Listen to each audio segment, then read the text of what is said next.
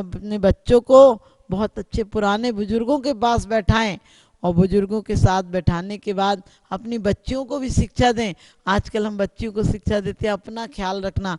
अरे अपना क्या ख्याल रखोगे, जब दुआएं मिलेंगी तो पानी भी दूध का काम करेगा, और बद्दुआएं मिलेंगी तो आपको पता होगा कि बद्दुआएं मिलेंगी तो आदमी का जीवन नरक हो जाएगा, क्योंकि सिर्फ दवाओं से काम नहीं चलता है, दुआएं बहुत बड़ी काम करती हैं।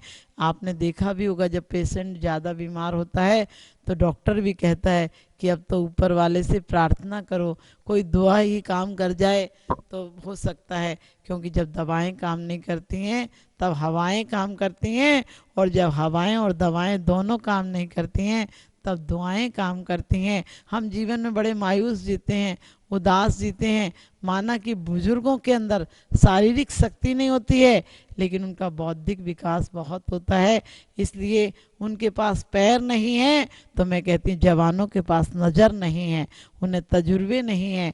लेकिन दोनों मिल जाएं, हम परिवारों में बुजुर्गों का सम्मान करें।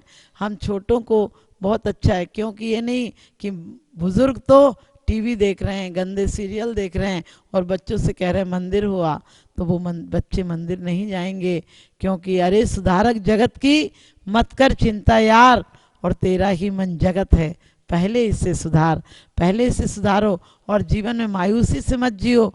एक व्यक्ति बहुत निराश था, हमेशा सोचता था कोई समय आए, जब अच्छा समय आएगा तब कुछ कर लूँगा, क्योंकि आदमी पूरा समय ऐसे ही गंवा देता है, जबकि एक समय एक श्वास भी करोड़ों की कीमत से नहीं मिलेगी। हमें भी यह एहसास नहीं होता है जब तक दांत होते हैं, दांत होते हैं हमको दांत का एहसास नहीं होता है, जिब्या होती है जिब्या का एहसास नहीं होता है, आंखें होती हैं आंख का पता ही नहीं चलता जीवन भर।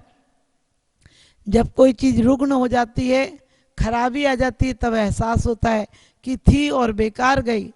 आपने देखा होगा पैर होता है, आप कभी जिंदगी भर पैर को याद नहीं करते हैं, लेकिन जिस दिन पैर में फ्रैक्चर हो जाए उस दिन आपको पता चलता है पैर भी था और ख़राब हो गया, तब बहुत याद करते हैं पैर को कि काश पैर ठीक होता, पैर था जिंदगी भर याद नहीं रही, आंखें थी तब याद नहीं रही, आंखों में मोतियाबिंद हो जाता है तब याद आता है कि आंख भी कोई चीज थी।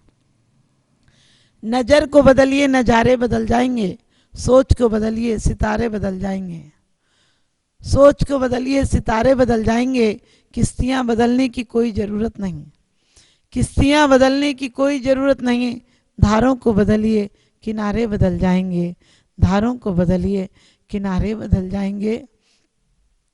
हम अपनी सोच बदलें।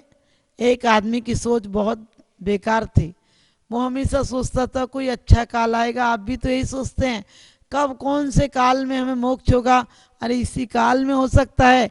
आपने देखा होगा कभी ट्रेन रुकी हो, कोई रोड जाम हो तो आप बाईपास से भी चले जाते हैं, यदि आपको टिकट नहीं मिले तो आप ब्लैक में भी टिकट लेकर चले जाते हैं, कोई दवा खाने जाना हो और गाड़ी नहीं मिले तो आप स्कूटी पर भी चले जाते हैं। आप खुद रास्ते निकाल लेते हैं संसार के लिए और संन्यास के लिए, स्वयं आत्म उत्थान के लिए, स्वयं को स्वर्ग और मोक्ष ले जाने के लिए बहाने बनाते रहते हो। यदि अभी नहीं तो कभी नहीं, अच्छे काम आज करो, अभी करो, इसी वक्त करो। तो एक व्यक्ति हमेशा भगवान पर यही कहता था, भगवान समय अच्छा है, भगवान समय अच्छा है तो मैं कुछ करूं, भगवान कोई अच्छा समय दे, आज मुहूर्त अच्छा नहीं, आज किसी ने मुझसे कुछ कह दिया, ऐसे सोचता रहता था। लेकिन अचानक एक दिन की बात है कि एक संत के पास पहुंचा और संत से कहने लगा कि हम क्या करें कि हमारे जीवन में अच्छा समय आए। उनने कहा कोई बात नहीं, कहने लगे मेरा तो समय ही खराब है, मैं कुछ काम करता हूँ तो अच्छा नहीं होता है, मैं कुछ सोचता हूँ वो पूरा नहीं होता है, मेरे जीवन में उदासी है, गरीबी है। तो संत ने कहा कि कोई बात नहीं, तुम्हारे जीवन में उदासी है मैं बता दूंगा। उसने कहा बता दो, आज ही बता दो। तो संत ने कहा चलो नदी पर नहाने चलते हैं, वहीं बता देंगे। और रास्ते में गए तो एक खेत पड़ा, खेत में बहुत अच्छी लहलहाती फसल लगी हुई थी। उन्होंने कहा कि खेत बहुत अच्छा है। वो आलसी व्यक्ति ने कहा हाँ खेत तो अच्छा है। थोड़ी दूर आगे गए तो एक मैदान में घास लगी हुई थी।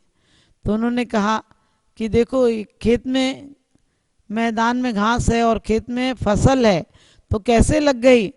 तो उसी व्यक्ति ने कहा कि फसल इसलिए लग गई कि उसमें पानी दिया गया, उसे बोया गया, उसे जमीन को खोदा गया, कंकड़ निकाले गए, हल चलाया गया और फिर बीज डाला, पानी डाला, फिर समय का इंतजार किया और लहलहाती समय के अनुसार फसल आ गई।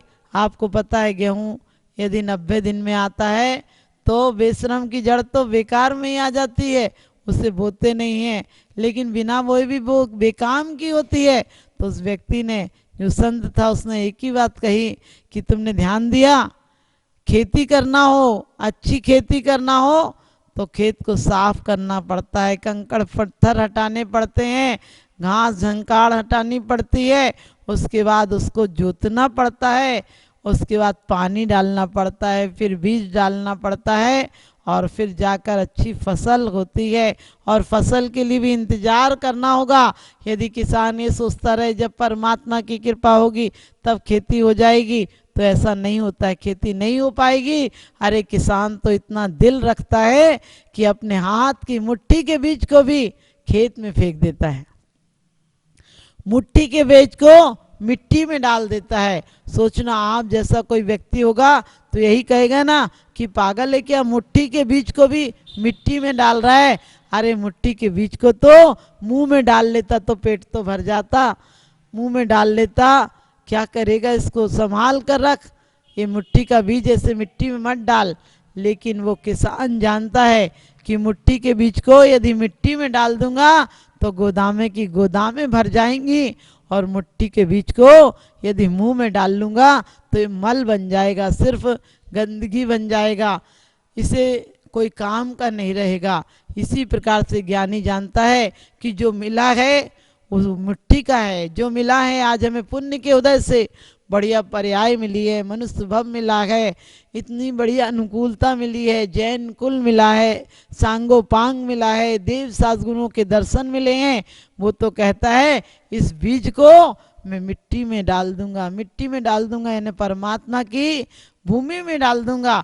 और परमात्मा की हम कहते भी हैं यह अर्घ क्यों निज हेतु तुमको अर्पित हूँ, भगवान ये अर्घ अपने लिए कर रहा हूँ, हम चढ़ाते मालियों के लिए नहीं है।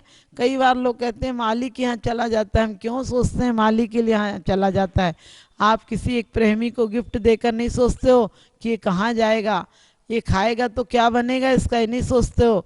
लेकिन आप परमात्मा तीन लोग के साथ नाथ के सामने रिश्ता करने आते हैं और सोचते हैं कि मिट्टी बन जाएगा, तो ये चिंता मत करो कि मिट्टी बनेगा, मिट्टी में डाल दो और फिर समय का इंतजार करो, उसमें श्रद्धा का पानी दे दो। और कहते हैं आत्मा रूपी बीज को, आत्मा में भूमि में श्रद्धा रूपी बीज को डालो और एक समय आएगा जब अभी परमात्मा नहीं मिल पाएगा तो भी आने वाले समय में परमात्मा, हमें परमात्मा शक्ति की उपलब्धि होगी। क्योंकि कभी भी हमारे बीज अपने अंदर में डालने होते हैं और अंदर के बीज हमें अभी इसी वक्त सुखी बना सकते हैं। तो उसने भी बीज को डाला और डाल देता है और समय का इंतजार करता है कि समय आएगा तो बहुत सारे बीज लेकर आएगा। तो हम भी अपने संसार रूपी इस जीवन के बीज को ऐसे ही व्यर्थ मुंह में डालकर नहीं, हम राग में, द्वेष में, कलह में, इनमें नहीं डालेंगे।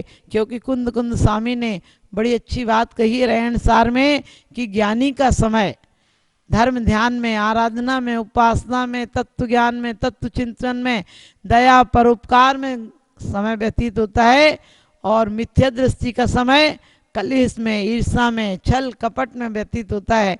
तो अब आप अंदाज लगा लेना, यदि मंदिरों के नाम पर भी लड़ते हो तो ये धर्म ध्यान नहीं है। लड़ना है तो शक्ति के लिए लड़ो जो परमात्मा शक्ति है। यदि लड़ना है तो कर्मों से लड़ो, किसी से लड़ना भी क्या, यदि अभी भी कहते हैं मारना है अगर किसी को मार दो एहसान से, मारना है अगर किसी को मार दो एहसान से, क्या मिलेगा अगर किसी को मार दोगे जान से, क्या मिलेगा अगर किसी को मार दोगे जान से। जान से लोग मार देते हैं किसी को, अरे मारना है तो दुश्मनी को मार दो, दुश्मन को मारने से दुश्मन पुनः पैदा हो जाएगा। इस भव में ने छोड़ हर भव में तुम्हारा साथ देगा। हमने प्रथमान योग पढ़ा है। प्रथमान योग के माध्यम से आपने सुना होगा कि एक एक भव में बांधे हुए कर्म कई कई जन्म जन्मांतरों में काम आते हैं। आपकी संस्कार पड़े रहते हैं, इसलिए संस्कार डालना है तो बढ़िया डालो। संस्कार डालना है तो प्रेम के डालो, मैत्री के डालो। संस्कार डालना है तो बढ़िया डालो। क्योंकि एक पिताजी को बच्चों को देना था कि हम अपनी संपत्ति किसको दे दें। तो एक पिताजी ने तीनों बेटों को बुलाया, 3 बेटे थे उनके, और तीनों को एक एक बोरी गेहूं दिया और कहा कि मैं जा रहा हूँ, 1 साल में लौटूंगा, इस गेहूं को संभाल कर रखना। इस गेहूं को जब आऊँ तो वापस ले लूँगा। और एक बेटे, बड़े बेटे ने सोचा पिताजी के गेहूं हैं, आएंगे तब दोबारा दे देंगे, इनको उठा के क्या ले जाना, और उसने वहीं पर भूमि में डाल दिया गेहूं। दूसरे बेटे ने सोचा पिताजी तो आएंगे तो मांगेंगे, इसलिए मैंने बहुत अच्छे से रख दूं तो पिताजी सारी संपत्ति मुझे दे देंगे। उसने लेकर एक बहुत बड़ा संदूक मंगाया और संदूक में गेहूं की बोरी ऐसी की ऐसी रख दी। और तीसरे बेटे ने सोचा पिताजी ने गेहूं दिए हैं और कहा गेहूं तो यही गेहूं को मैं क्या करूंगा ऐसे रख कर, यदि खा लूँगा तो मल बन जाएगा और किसी को दे दूंगा तो भी ख़त्म हो जाएगा, और वरना रखे रहूँगा तो चूहे आदि खा जाएंगे। इससे अच्छा है इस गेहूं को मैं बढ़िया से खेत में बो दूँ। और उसने ऐसा ही किया, खेत में बो दिया। लेकिन पिताजी जब गए थे तो 3 साल बाद लौटे और पिताजी ने कहा कि वो गेहूं दो। तो पिताजी ने कहा वही गेहूं दो जो मैं दे के गया था। बड़े बेटे ने कहा वो गेहूं तो गेहूं होते हैं, आपको दूसरे गेहूं ला कर दे दूंगा। और पिताजी ने कहा वो गेहूं तुमने क्या किए? बोले वो तो मैंने ऐसे ही डाल दिए थे, यानी पत्थर पर उसी कमरे में डाल दिए थे और चूहे कीड़े खा गए होंगे तो पता नहीं। और दूसरे ने कहा पिताजी चिंता मत करो, मैंने आपके गेहूं बहुत सुरक्षित रखे हैं, मैंने गेहूं को बहुत अच्छे से रखा है क्योंकि वो आपके गेहूं थे। और दूसरा गया और पिताजी को बोला देखो पिताजी कितने अच्छे से रखे हमने गेहूं। और उसने संदूक खोली तो संदूक में गेहूं का तो दाना भी नहीं था, सारा दाना घुन लग गया था और राख हो गया था, मतलब मिट्टी हो गया था। जब कीड़ों ने खा लिया तो सिर्फ वहाँ कुछ रेत सी पड़ी थी, कुछ धूल सी पड़ी थी। पिताजी ने कहा कहाँ है गेहूँ? उसने कहा अरे मैंने तो संभाल कर रखा था, मुझे क्या पता कि इस तरह से ख़त्म हो जाएगा गेहूँ।